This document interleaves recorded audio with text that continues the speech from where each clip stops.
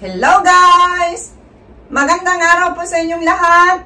Andito na naman ako sa harap ng camera para na naman magbigay ng isang impormasyon na baka hindi nyo pa nalalaman. Pero bago ko simulan, humiling lang po ako ng kaunting pabor na isubscribe ang maliit na channel ni Ate Stella ninyo.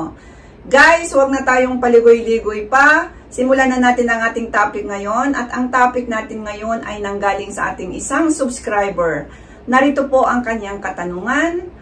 Madam, itanong ko lang po kung may katotohanan ang salitang hula. Kamakailan nagpahula po ako dito sa aming lugar at nagbayad po ako ng 500 peso. Ang sabi ng manghuhula, makikita ko na raw ang babaeng nakatadhana para sa akin. Sa susunod na taon ay ikakasal daw kami. So, sana masaliksik nyo po kung may katotohanan ang panghuhula. So guys, yan po ang kanyang katanungan. Ito po ay hindi na linya sa aking pero ngunit pinagbigyan ko pa rin at sinaliksik ko pa rin guys para naman tawag dito masaya din yung nag-ano sa atin at hindi natin pinansin ko po siya, no? Siguro maging masaya siya. At yun na nga hinanapan ko ng nagsaliksik po ako. At ayon sa aking nakuhang impormasyon, ang pagtukoy kung totoong manghuhula ang isang tao ay maaring maging mahirap dahil sa kawalan ng scientific na katibayan o pamantayan para dito. Ngunit may ilang mga paraan upang makilala kung ang isang manghuhula ay may tunay na kakayahan o wala. So yung number 1, tingnan ang mga review at feedback mula sa ibang tao. Kung may maraming positibong reaksyon at rekomendasyon mula sa mga taong nakaranas ng kanilang mga serbisyo, maaring magpahiwatig ito ng kanilang kakayahan.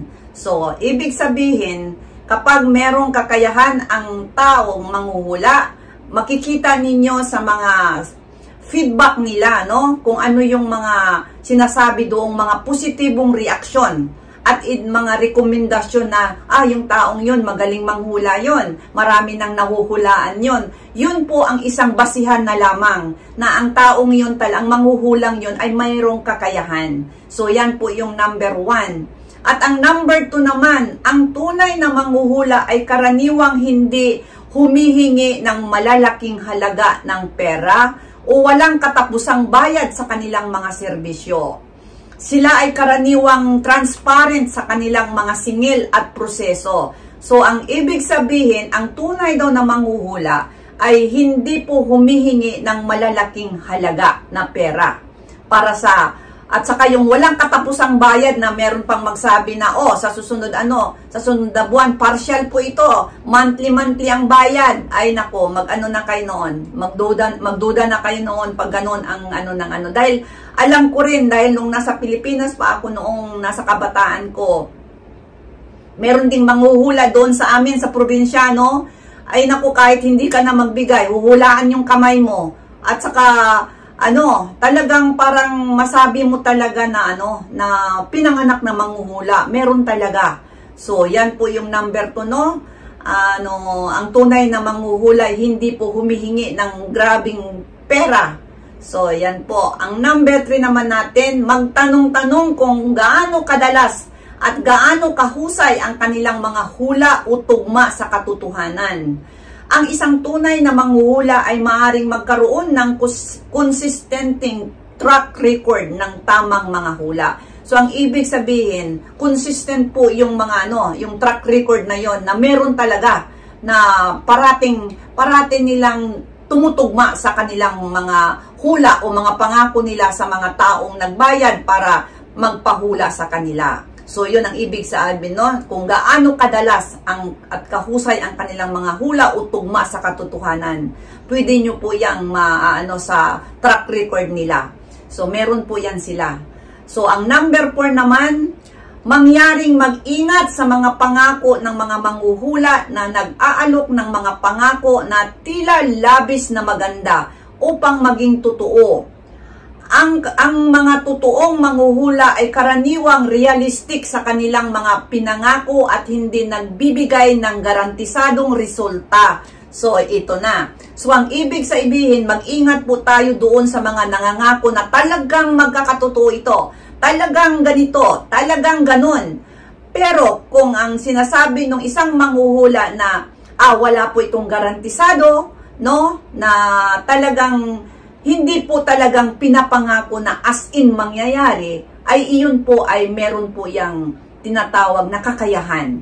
Kasi dalawa lang yan eh. O sige, ano to, magpahula ka, magbayad ka ng 5,000, magkakatuta talaga yan. Paano na lang pagdating ng panahon na hindi nagkakatotoo? Ay, ang manghuhulang to, hindi to totoo. So, masisira po yung talagang mga manghuhula na talagang yung realistic talaga na ang mga pinapangako nila hindi nagbibigay ng mga garantisadong resulta. Yun po ang talagang tama. Dahil yun na nga, ano lang, tao lang, hindi si God. Ang Diyos lang ang perpekto sa lahat. So, meron pa rin niyang bulilyaso na tinatawag. So, wag po tayong mag-ingat po tayo sa mga nangangakong mga ganon. At ang last naman natin, ang magagaling na manghuhula ay kadalasang may kakaibang kakayahan sa pagtukoy at pag-unawa sa mga hindi nakikita o hindi madaling maipaliwanag na bagay sa pamamagitan ng kanilang intuitibong abilidad. So, ang ibig sabihin yung intuition, no? Na talagang meron talaga sila yung abilidad na yon na hindi talaga makikita o hindi madaling maipaliwanag na mga bagay sa pamamagitan ng kanilang intuitibong abilidad. Yan na po, ang hirap namang bigkasin ng intuition, no? Sa Tagalog. So, ayan po, no? Na kadalasang may kakaibang kakayahan talaga ang totoong ipinanganak na manghuhula. Meron talagang ipinanganak din na talagang mataas yung yung power talaga, no? Parang si Nostradamus, yung mga ganun. Meron talaga, guys. Kaya nga, yun ang sinasabi dito, tinatalakay na mag-ingat din talaga doon sa may katotohanan o walang mga katotohanan o talagang nag-aral ba talaga sila. Kasi dito sa Japan, guys, maraming manghuhula dito din yung sa mga kamay. Nandyan sila sa mga tabi-tabi, lalo na paggabi. Merong parang ilaw doon na maliit, tapos meron silang parang boat na nandun sila sa loob, tapos pupunta ka lang doon, yung kamay mo, nagpapahula din ako, isang manipis, 400 pesos din, no? So, ganun, meron talaga, pero yung sa kamay, binabasa pala nila, pinag-aaralan pala yan, may libro ng mga ganyan. So, pero ang tunay talaga na manghuhula ay yung talagang, kumbaga, may instinct ba o intuition. Naiiba po yun. Talagang pinanganak ka talagang meron ka ng power na ganon. Meron pong ganon. So, at sa kabuuan naman, mahalaga pa rin na mag-ingat at mapanuri. Hindi lahat na nagpapanggap na manghuhula ay tunay na may kapasidad. Yun na, no? Hindi lahat na mga manghuhula ay may kapasidad. At doon naman sa ating subscriber na nagtanong, hindi po ako magbibigay ng sarili kong opinion, kundi kung ano yung pinahula mo, na lang, good luck na lang at